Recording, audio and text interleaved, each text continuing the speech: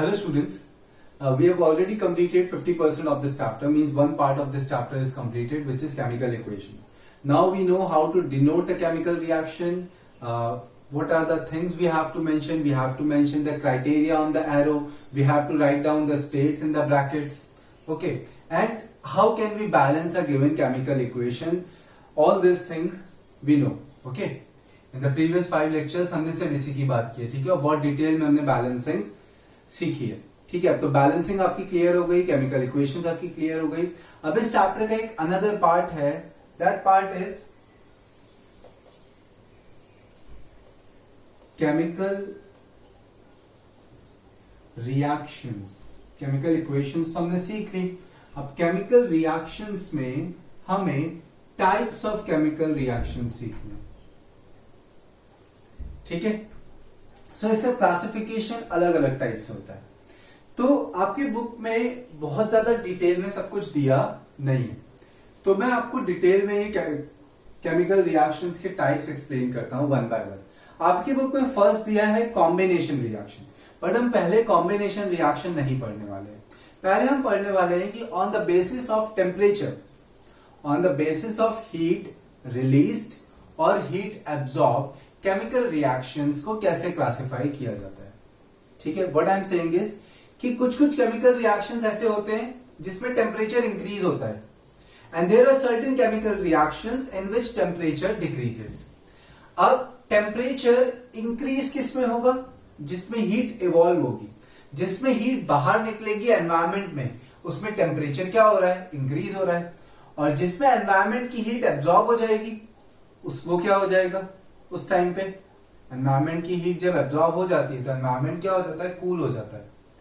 जैसे इवेपोरेशन में हमने देखा, इवेपोरेशन आपने 9th स्टैंडर्ड में पढ़ा है. जैसे लिक्विड है, एक सरफेस पे लिक्विड है, तो लिक्विड इवेपोरेट कैसे होगा? This liquid will gain heat from surroundings and this will get converted into gas with the process of evaporation. तो जब भी आप गर्मियों में पानी स्प्रे करते हो लॉन में अपने, तो क्या होता है? उसने उस लिक्विड ने क्या किया? हीट गेन कर ली सराउंडिंग्स में से, तो सराउंडिंग्स क्या हो जाती है? कूल हो जाती है, इसलिए आपको थोड़ा ठंडा फील होता है. सो इवेपोरेशन ऑलवेज कॉजेस कूलिंग. क्यों? क्योंकि उसमें एनवायरमेंट की हीट क्या हो रही है? एब्जॉर्ब हो रही है. तो जिसमें हीट एब्जॉर्ब होती है उससे एनवायरमेंट क्या होता है? कूल होता है. और जिसमें हीट इवॉल्व होती है उससे एनवायरमेंट का टेम्परेचर क्या होता है? इंक्रीज होता है. जैसे किसी भी चीज को आप बर्न करो तो उसमें हीट क्या हो रही है? इवॉल्व हो रही है. Combustion of anything, suppose natural gas है, नेचुरल गैस को बर्न कर रहे हो आप, तो नेचुरल गैस मतलब मीथेन, मेन कंस्टिट्यूएंट क्या होता है? मीथेन. तो मीथेन को अगर हम बर्न करेंगे तो क्या होगा? हीट इवॉल्व होगी बाहर. तो इसी बेसिस पे दो टाइप के केमिकल रिएक्शंस आपको पढ़ने हैं. Those chemical reactions are, first is exothermic reaction. पहला रिएक्शन क्या है? Exothermic reaction. Now what is exothermic reaction?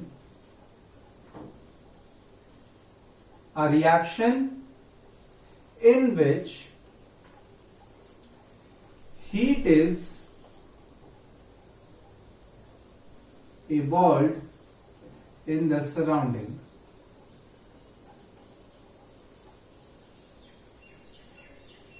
is known as exothermic reaction. उस रिएक्शन को हम क्या बोलते हैं? Exothermic reaction.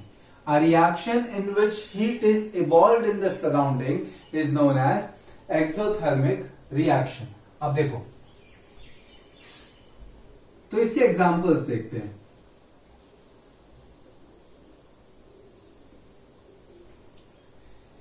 एग्जांपल्स में हम क्या ले सकते हैं? आप एक बेस्ट एग्जांपल आपको देखता हूं. आप लोगों ने कभी ना कभी तो देखा होगा, कभी आपने घर पे व्हाइट वॉश होते हुए देखा हो. तो व्हाइट वॉश में क्या होता है? कैल्शियम ऑक्साइड में, कैल्शियम ऑक्साइड मतलब जो आप लोग चूना बोलते हो, ठीक है, that is dissolved in water. ठीक है, उसमें वाटर ऐड करते हैं। आप देखो कि जैसे ही वाटर ऐड करते हैं ना उसमें फ्यूम्स बनने लगते हैं, इतना टेम्परेचर बढ़ जाता है कि उसमें फ्यूम्स बनने लगते हैं। तो वो क्यों होता है? क्योंकि उस रिएक्शन में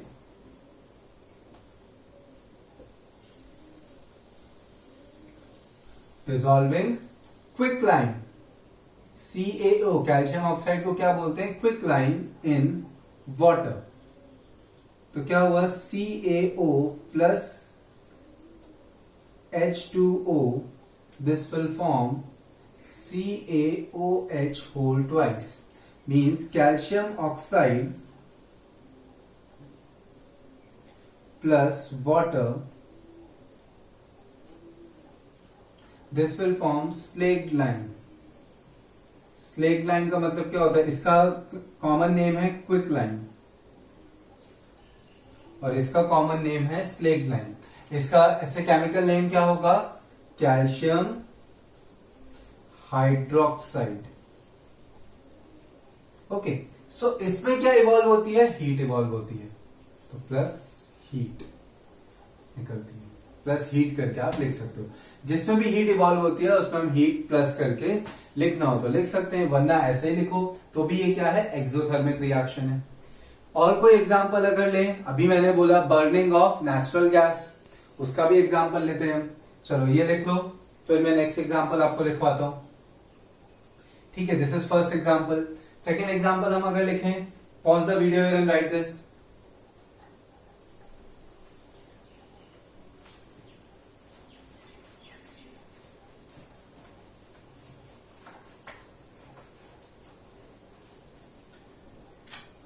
Burning of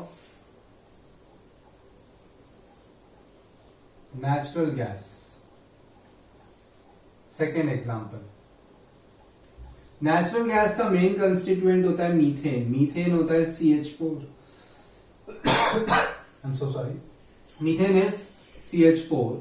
so methane burning हो रही है। Burning means combustion, and whenever combustion is involve, वो किससे रिएक्ट करेगा? ऑक्सीजन से रिएक्ट करेगा। और क्या फॉर्म करता है कंबशन में? CO2 plus water plus heat. Combustion में ये तीन प्रोडक्ट्स फॉर्म होते हैं। अब आप इसको बैलेंस करना हो तो बैलेंस कर सकते हो। O3 है यहाँ पे, तो यहाँ पे मैं 2 कर देता हूं और यहाँ पे भी मैं 2 कर देता हूं। हो गया बैलेंस?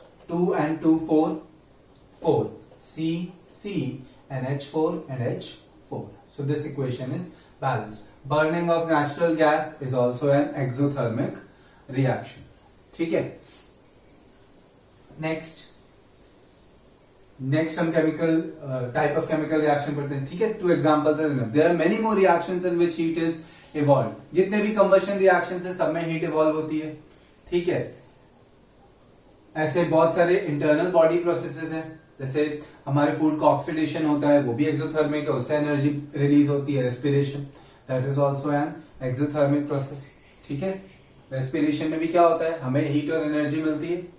रेस्पिरेशन होता है मतलब अगर हम फूड इनटेक करते हैं, फूड इनटेक करने से हमें एनर्जी नहीं मिलती, उस फूड का ऑक्सीडेशन होता है माइटोकॉन्ड्रिया में, उसके बाद ही हमें क्या मिलती है? एनर्जी मिलती है। ठीक है, so respiration is also an exothermic process, means breaking down of glucose. चलो वो भी आपको लिखना हो तो लिख सकते हो। एक्सोथर्मिक रिएक्शन क्या हुआ? Exothermic reaction means a chemical reaction is in which heat is evolved in the surrounding. Second chemical reaction,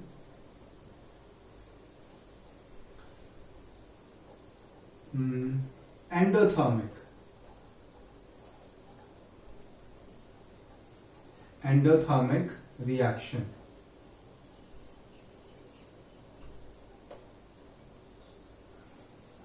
Endothermic reaction उसका उल्टा, a reaction in which heat is absorbed from the surrounding is known as endothermic reaction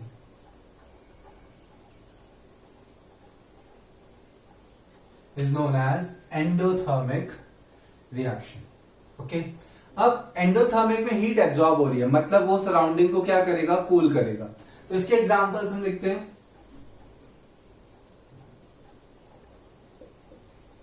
melting of ice.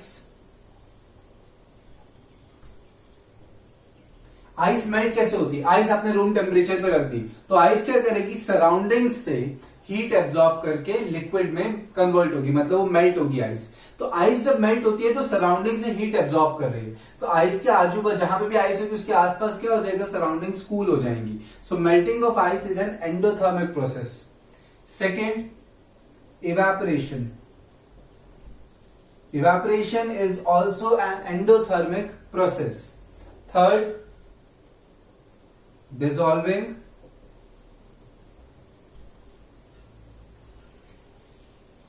Ammonium chloride in water. Ammonium chloride NH4Cl को जब हम water में dissolve करते हैं, ठीक है, तो उसका एक्वा सॉल्यूशन बन जाता है. ठीक है, बट उसका टेम्परेचर क्या हो जाता है, रिलेटिवली कम, बहुत कम हो जाता है. NH4Cl का टेम्परेचर बहुत ज्यादा कम हो सकता है, कम हो जाता है. So these three are the examples of endothermic reaction.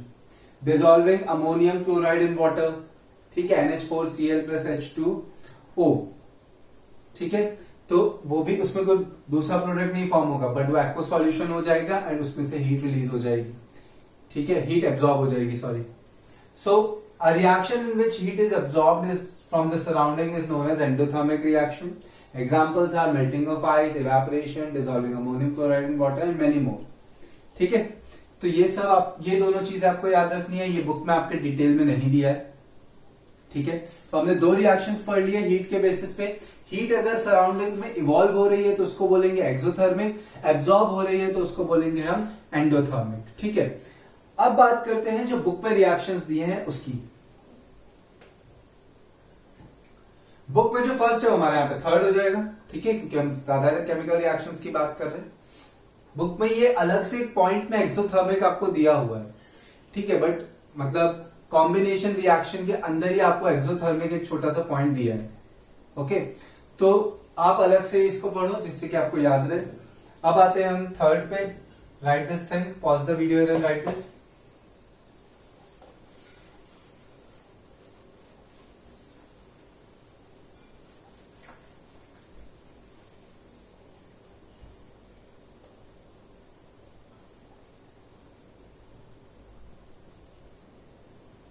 Combination reaction, ये बहुत ही सिंपल है. कॉम्बिनेशन रिएक्शन का मतलब होता है कंबाइन होना. कॉम्बिनेशन का मतलब क्या होता है, to combine. Okay, now what is combination reaction? A reaction in which two or more reactants combine to form a single product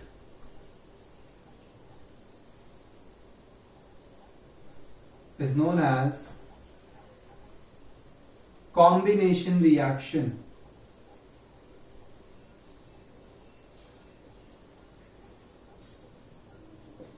किस पे ध्यान देना है आपको? इस चीज पे, single product. If in a chemical reaction two or more reactants combine to form a single product, मतलब इसकी स्पेशलिटी क्या है कि इस रिएक्शन में एक ही प्रोडक्ट होगा. रिएक्टेंट्स दो या दो से ज्यादा, बट प्रोडक्ट एक ही. तो एग्जांपल क्या होंगे इसके?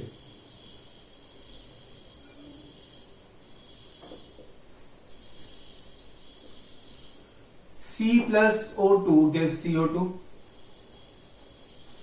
Two reactants are combining to form a single product. Product एक ही है, दो या दो से ज्यादा रिएक्टेंट्स होने चाहिए और प्रोडक्ट एक ही होना चाहिए, उसको बोलते हैं कॉम्बिनेशन. यहाँ पे दोनों कंबाइन होकर क्या बना देते हैं? CO2. सेकेंड,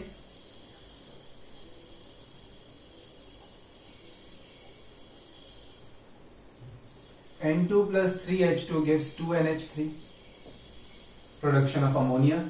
ठीक है, ये क्या है, production of ammonia. Clear. Third, water, 2H2 plus O2 gives 2H2O. This is also combination. तो आप देखोगे हर जगह यहां पे at every place only one single product is formed. So here two or more reactants, two or more than two reactants, they are combining to form a single product, and such a reaction is termed as combination reaction. तो combination reaction एकदम simple, combine हो जाए अगर elements और एक ही product बना दे तो उसे हम बोलेंगे कॉम्बिनेशन, और कुछ भी सोचना नहीं है इसमें। ठीक है, राइट दिस थिंग। तो इसमें हम ज्यादा टाइम भी इन्वेस्ट नहीं करेंगे, बहुत ही सिंपल है। Just a minute.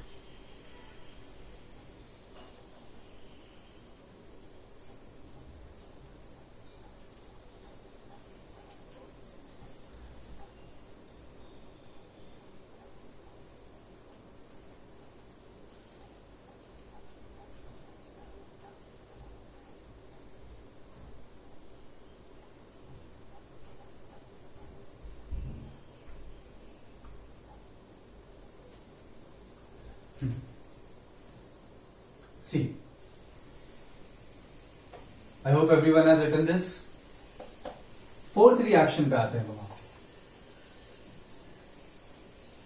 I was just checking कि डीकंपोजिशन में आपको टाइप्स दिए हैं कि नहीं।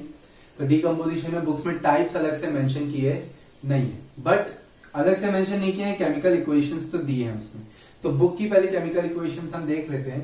तो सेकेंड रिएक्शन है आपका decomposition reaction. Decomposition reaction,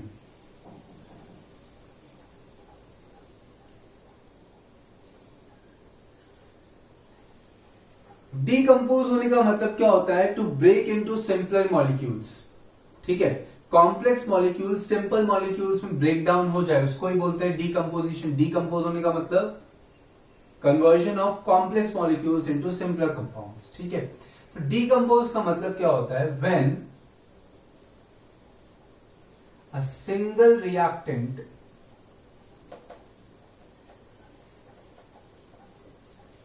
decomposes into two or more products। उल्टा, कॉम्बिनेशन में क्या था, दो या दो से ज्यादा रिएक्टेंट्स थे, इसमें क्या है, दो या दो से ज्यादा प्रोडक्ट हैं और रिएक्टेंट एक ही है। decomposes into two or more products, then it is known as decomposition reaction। क्या बोलते हैं उसको, decomposition reaction। ठीक है, आपकी बुक पे अलग से टाइप्स मेंशन नहीं किए, डायरेक्टली दिया है, तो मैं आपको टाइप वाइज समझाता हूं। अब डीकंपोज करने के लिए कुछ आपको फिजिकल कंडीशंस तो चेंज करनी ही पड़ेगी। रूम टेम्परेचर पे रखे रखे उसका ब्रेक डाउन तो हो नहीं जाएगा कोई भी कंपाउंड का। समझ आ रहा है क्या बोल रहा हूं, कोई भी कंपाउंड है उसके साथ कुछ रिएक्ट तो करा ही नहीं रहे, यहां पे रिएक्टेंट एक ही है, तो वो डीकंपोज क्यों होगा, जब उसकी फिजिकल कंडीशंस चेंज होंगी। तो उसी बेसिस पे पहला डीकंपोजिशन है thermal decomposition. Thermal decomposition, thermal decomposition में हीट सप्लाई करके उसको डीकंपोज किया जाता है। ठीक है, थर्मल डीकंपोजिशन में हीट सप्लाई करके उसे डीकंपोज किया जाता है। तो आपकी बुक में फेरस सल्फेट का है थर्मल डीकंपोजिशन, तो फेरस सल्फेट क्या देगा, FeSO4 का को अगर आप हीट सप्लाई करते हो तो फेरस सल्फेट है, तो उस पर हम हीट सप्लाई करेंगे तो फेरिक ऑक्साइड बनेगी Fe2O3, सल्फर डाइऑक्साइड बनता है और सल्फर ट्राइऑक्साइड बनता है। ठीक है, इसको बैलेंस करना है हमें, तो कैसे कर सकते हैं, 2Fe हो गया 2S हो गए, ऑक्सीजन कितने हैं 3 3 6 एंड 2 8, ऑक्सीजन भी बैलेंस हो गए। Okay, this equation is balance. So this is thermal decomposition of ferrous sulphate. इसको हम क्या बोलेंगे? Thermal decomposition of ferrous sulphate. Okay, कि फेरस सल्फेट को अगर आप हीट करते हो सो इट डीकंपोजेस इनटू, अभी हम इसके कलर्स की भी बात करेंगे आगे प्रेसिपिटेशन रिएक्शन में, तो इस टाइम पे वो बात नहीं करता हूं, ग्रीन कलर्ड होते हैं वो सब हम प्रेसिपिटेट रिएक्शन में फिर से देखेंगे। So thermal decomposition means when a single reactant decomposes into 2 or more products. अब डीकंपोज कब होगा? When the physical conditions are change. तो अगर हीट सप्लाई करके डीकंपोज होता है तो उस पर्टिकुलर डीकंपोजिशन को हम क्या बोलेंगे? Thermal decomposition. ठीक है, थर्मल डीकंपोजिशन कॉमन होता है, तो थर्मल डीकंपोजिशन में हम एक और देखते हैं। Right this thing.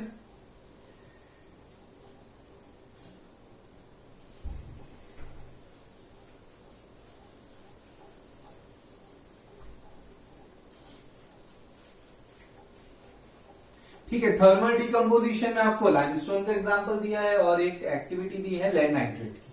Okay, lead nitrate तो हमने बैलेंसिंग में भी देखा था। पहले हम देखते हैं लाइमस्टोन। CaCO3 पे आप हीट अगर सप्लाई करते हो, only one reactant is there. Now this reactant will split into 2 products, CaO plus CO2. Calcium carbonate means limestone, quicklime and carbon dioxide. Third, अब आपको बुक में आपको दिया है लेड नाइट्रेट का। लेड नाइट्रेट के डीकंपोजिशन से अब लेड नाइट्रेट क्या बनाएगा वो आपको पता होना चाहिए। Pb, lead nitrate means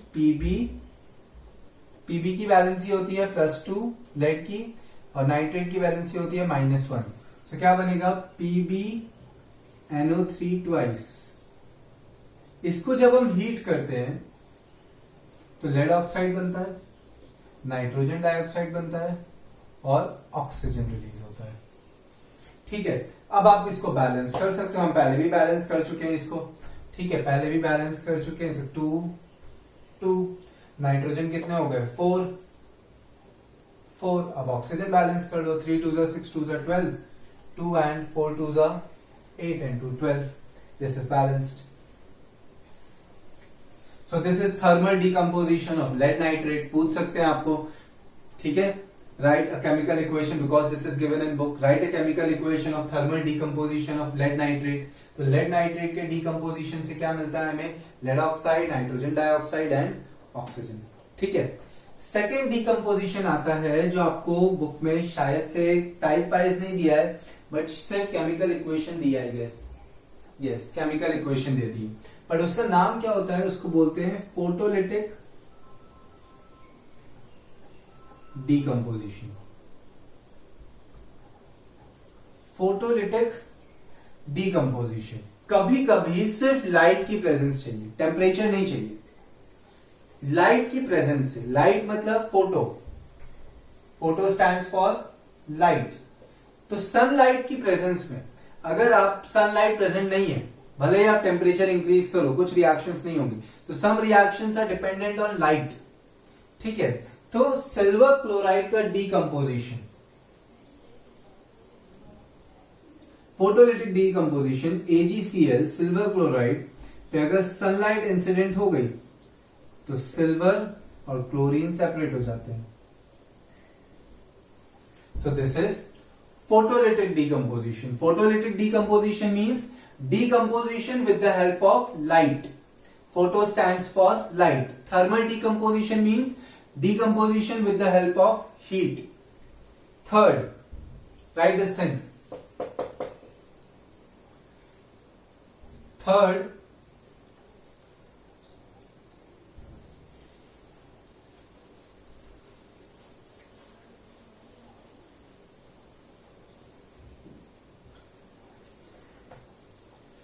third type, अभी हम डीकंपोजिशन ही पढ़ रहे हैं, तो उसी के अंदर हमने एक्सोथर्मिक एंडोथर्मिक कॉम्बिनेशन, उसका डीकंपोजिशन। तो फोर्थ रिएक्शन के अंदर 3 टाइप्स हैं, ये अलग से रिएक्शन नहीं है। डीकंपोजिशन के अंदर 3 टाइप्स हैं, thermal, photolytic and electrolytic. Electrolytic decomposition. For example water है, वाटर से आप इलेक्ट्रिसिटी पास कर दो। इलेक्ट्रोलाइटिक डीकंपोजिशन मतलब करंट पास करके अगर कोई कंपाउंड अपने कॉन्स्टिट्यूएंट एलिमेंट्स में स्प्लिट हो जाता है, ठीक है। If a single compound decomposes into its constituent elements then it is decomposition। तो अगर इलेक्ट्रिसिटी सप्लाई करके वाटर अपने कॉन्स्टिट्यूएंट कंपाउंड्स में स्प्लिट हो रहा है तो उस पर्टिकुलर रिएक्शन को हम क्या बोलेंगे, इलेक्ट्रोलाइटिक डीकंपोजिशन। तो थर्मल में क्या सप्लाई होता है, हीट। फोटोलाइटिक में क्या सप्लाई होता है, लाइट। और इलेक्ट्रोलाइटिक में क्या सप्लाई होता है, इलेक्ट्रिसिटी मतलब current. Okay, right this thing. तो डीकंपोजिशन आपका क्लियर हो गया है, इससे ज्यादा और कुछ पूछेंगे नहीं डीकंपोजिशन में।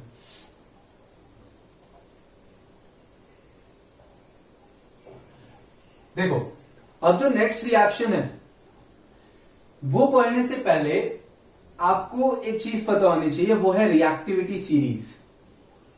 नेक्स्ट रिएक्शन से पहले आपको एक चीज पता होनी चाहिए, वो मैंने क्या बोला, रिएक्टिविटी सीरीज।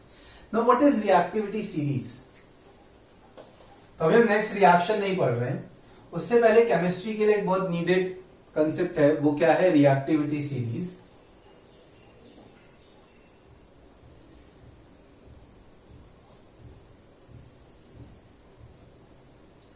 रिएक्टिविटी सीरीज मतलब कि कुछ ऐसे मेटल्स हैं या नॉन मेटल्स हैं जो एक दूसरे से, मतलब कोई एक मेटल किसी दूसरे मेटल से ज्यादा रिएक्टिव है तो उसका रिएक्शन इजीली होगा, ठीक है। वो हम आगे पढ़ेंगे कैसे होता है। बट आपको याद रखना है कि नेचर में हर एक मेटल या नॉन मेटल की रिएक्टिविटी सेम नहीं है। जैसे गोल्ड, प्लैटिनम, ये सब क्यों इतने कॉस्टली है, silver, gold, platinum, these all metals are costly.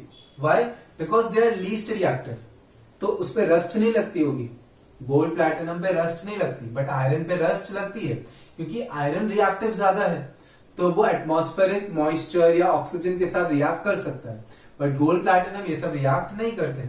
सो ऐसे ही depending upon their stability and the type of reaction they are performing, उनकी एक रिएक्टिविटी सीरीज बनाई गई, ठीक है, कि ये मेटल सबसे ज्यादा रिएक्टिव है, ये सबसे कम रिएक्टिव है। तो उस पूरी सीरीज को आपको ऑर्डर में याद रखना है, ठीक है। तो सबसे ज्यादा रिएक्टिव मेटल नेचर में कौन सा है,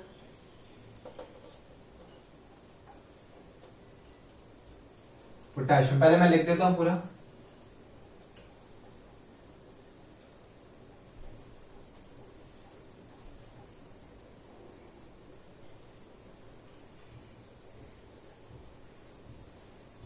जस्ट अ मिनट।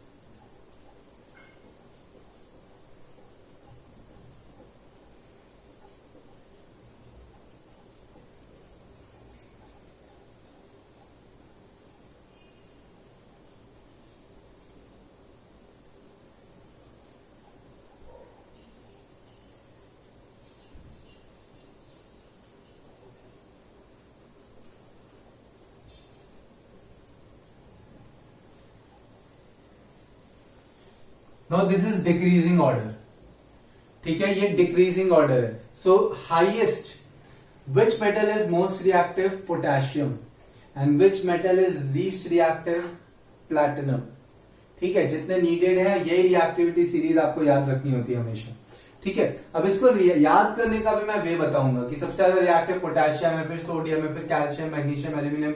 कार्बन क्या है, एक नॉन मेटल है, बट ये रिएक्टिव होता है कुछ कुछ मेटल से भी ज्यादा, इसलिए इसको इसमें इंक्लूड करते हैं। हाइड्रोजन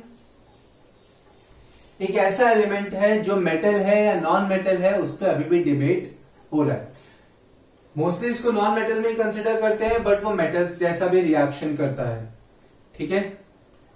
ओके, जैसे सोडियम NaCl फॉर्म करता है, वैसे हाइड्रोजन HCl भी फॉर्म करता है। तो हाइड्रोजन मेटल की तरह भी रिएक्ट कर रहा है। हाइड्रोजन नॉन मेटल की भी प्रॉपर्टीज शो करता है, क्लियर, क्योंकि वो गैस है। तो हाइड्रोजन की जो पोजीशन है वो थोड़ी डिबेटेबल है। हाइड्रोजन को अपन नॉन मेटल में इंक्लूड करते हैं, बट अभी तक आज तक फिक्स हुआ नहीं है। पोटेशियम का सिंबल K NaCaMgAl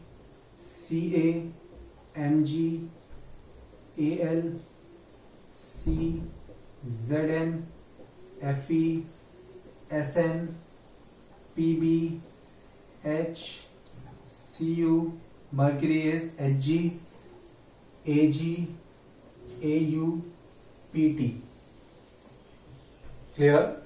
तो potassium, sodium, calcium, magnesium, aluminium, carbon, zinc, iron, tin, lead, hydrogen, copper, mercury, silver, gold, platinum, ऐसे तो याद होने से रहा। तो इसके लिए मैं आपको एक वे बता देता हूं कैसे याद करने का। सिंबल से भी एक वे है, ठीक है। वो कुछ टीचर्स ऐसे सिखाते केदारनाथ और ये सब करके, बट मैंने उससे याद नहीं किया था एज अ स्टूडेंट, मैंने उससे पढ़ा नहीं था, तो मेरे को एकदम से वो याद नहीं रहता कभी। तो मैंने जिससे याद किया था मैं वो आपको बताऊंगा। उसमें वो वाले जो हिंदी में पूरा बना हुआ है इसको याद करने की ट्रिक, उसमें क्या है कुछ एलिमेंट्स मिस हो जाते हैं, बट इसमें कोई एलिमेंट मिस नहीं होगा। देखो, प्लीज स्टॉप